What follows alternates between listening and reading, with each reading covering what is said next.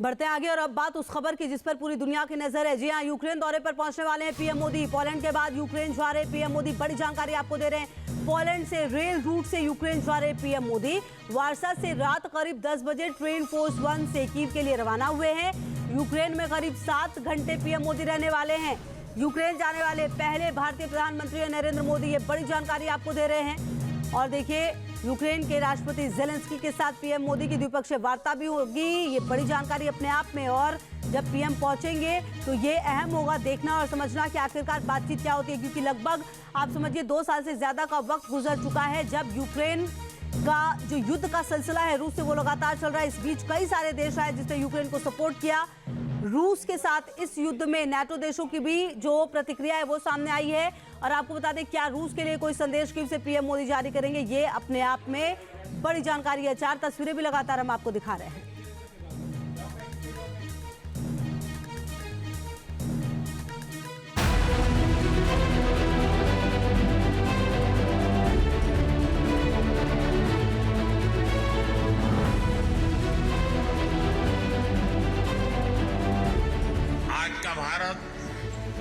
सबके साथ है, सबके हित की सोचता है। हमारे पूर्वजों ने हमें वसुधैव कुटुंबकम का मंत्र दिया। हमने पूरी दुनिया को एक परिवार माना है। भारत बुद्ध की विरासत वाली धरती है। भारत का मत एकदम साफ है। युद्ध का युग नहीं है। न काहू से दोस्ती, न काहू से बैर। रूस भी हमारा दोस्त है, यूक्रेन से भी अच्छे रिश्ते हैं।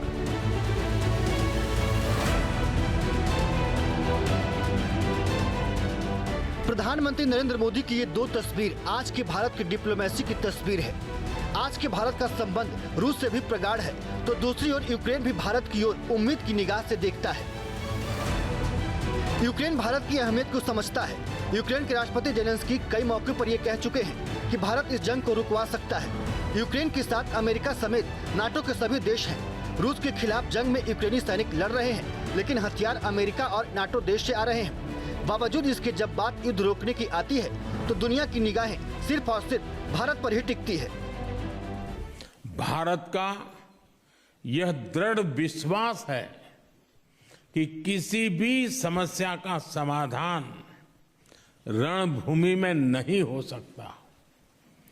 किसी भी संकट में मासूम लोगों की जान की हानि पूरी मानवता के लिए सबसे बड़ी चुनौती बन गई है।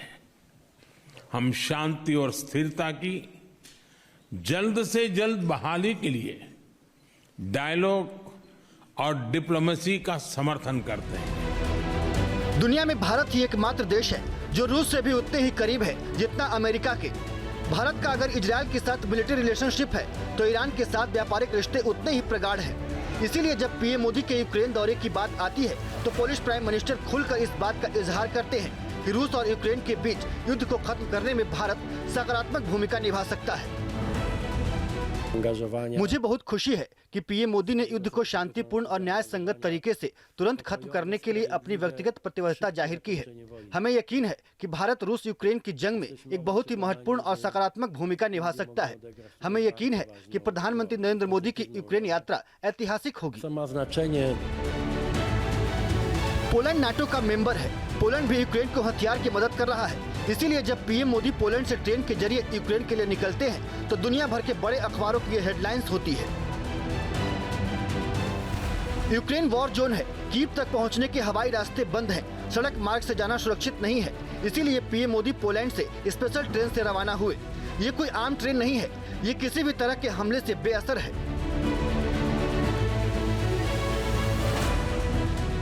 पोलैंड के वार्सा से रेल फोर्स 1 में पीएम मोदी रवाना हुए। ट्रेन से किसी देश की ये पहली राजनयिक यात्रा है।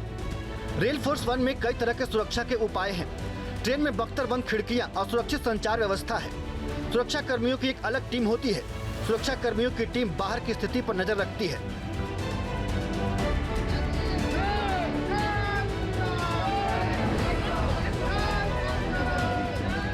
यूक्रेन में प्रधानमंत्री मोदी करीब 7 घंटे रहेंगे और ट्रेन से ही वापस वार्सा के रास्ते दिल्ली लौटेंगे। लेकिन इन 7 घंटों की यात्रा की अहमियत जेलेंस्की से बेहतर कौन समझ सकता है। जेलेंस्की काफी समय से कोशिश में लगे थे कि भारत के प्रधानमंत्री यूक्रेन के दौरे पर आएं। भारतीय पीएम के दौरे के जरिए जेलेंस्की रूस को एक अलग संदेश देने की कोशिश करेंगे। जेलेंस्की अच्छी तरह से जानते हैं कि पुतिन को अगर कोई राजी कर सकता है तो वो सिर्फ और सिर्फ नरेंद्र मोदी हैं।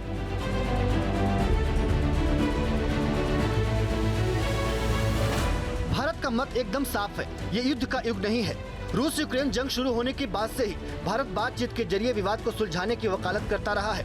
भारत ने भले ही खुले तौर पर यूक्रेन पर रूसी हमलों की निंदा नहीं की हो या फिर रूस के खिलाफ अमेरिका और दूसरे यूरोपीय देशों के प्रतिबंधों में शामिल नहीं हुआ हो, लेकिन जब भी रूस के साथ बातचीत का मौका आया है, भारत ने हमेशा ही युद्ध के समाधान की बात की है। आज का भारत सबसे जुड़ना चाहता है। आज का भारत सबके विकास की बात करता है। आज का भारत सबके साथ है, सबके हित की सोचता है। फरवरी 2022 से रूस और यूक्रेन के बीच जंग चल रही है। रूस यूक्रेनी शहरों पर बम बरसा रहा है तो यूक्रेन रूसी शहरों पर कब्जे के दावे कर रहा है। युद्ध का अंत क्या होगा कोई नहीं जानता। रूस यूक्रेन की ये जंग कहां जाकर रुकेगी, दुनिया के बड़े बड़े डिफेंस एक्सपर्ट भी कंफ्यूज हैं। अमेरिका जैसा देश भी दावे से कुछ नहीं कह सकता कि इस जंग का क्या नतीजा होगा। इसीलिए जब नरेंद्र मोदी जैसी शख्सियत यूक्रेन के दौरे पर जाने का फैसला करती है तो दुनिया से एक ही आवाज आती है, भारत ही इस जंग को रुकवा सकता है। पिछले महीने जुलाई में ही प्रधानमंत्री नरेंद्र मोदी रूस के दौरे पर गए थे। जंग के शुरू होने के बाद पीएम मोदी का ये पहला रूसी दौरा था। मॉस्को में पीएम मोदी और पुतिन के बीच मुलाकात की गर्मजोशी को देखकर अमेरिका तिलमिला उठा था। जेलेंस्की इन तस्वीरों को देखकर परेशान हो गए थे, लेकिन अब यूक्रेन के दौरे पर जाकर भारत ने एक बार फिर दुनिया को बता दिया है कि उसके लिए सभी का हित बराबर है। वो किसी को कम या किसी को अलग नहीं देखता है। यूक्रेन के लिए आज का दिन बेहद ही खास है। 23 अगस्त को यूक्रेन का राष्ट्रीय ध्वज दिवस होता है। जेलेंस्की ने अपने देशवासियों की खुशी के लिए इस खास दिन के लिए पीएम मोदी को आने का न्योता दिया था। 30 साल में पहली बार आज कीव में भारत और यूक्रेन बातचीत की टेबल पर आमने सामने होंगे। पीएम मोदी और जेलेंस्की की ये चौथी मुलाकात होगी। जिस वक्त कीव में ये मुलाकात होगी उसी वक्त वाशिंगटन डीसी में अमेरिका की अगुवाई में नाटो देशों की बैठक होने जा रही है। Team news nation. News nation अब व्हाट्सएप पर खबरों के ताजा अपडेट के लिए न्यूज नेशन के इस क्यूआर कोड को स्कैन करें